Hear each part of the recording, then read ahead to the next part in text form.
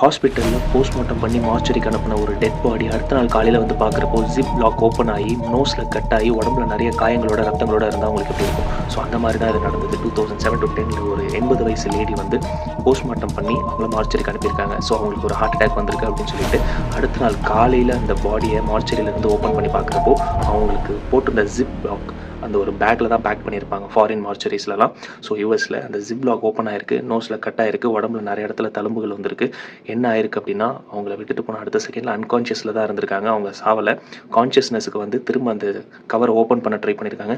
அந்த மார்ச்சரி பாக்ஸை தட்டி ஓப்பன் பண்ணி வெளியே வரதுக்கு ட்ரை பண்ணியிருக்காங்க. பட் ஆனால் அவங்களால வரவே முடியல. இது வந்து கதை கிடையாது, நிஜமாவே நடந்தது. அவங்க பேர் தான் மரியா டி ஜீசஸ் அரோயா.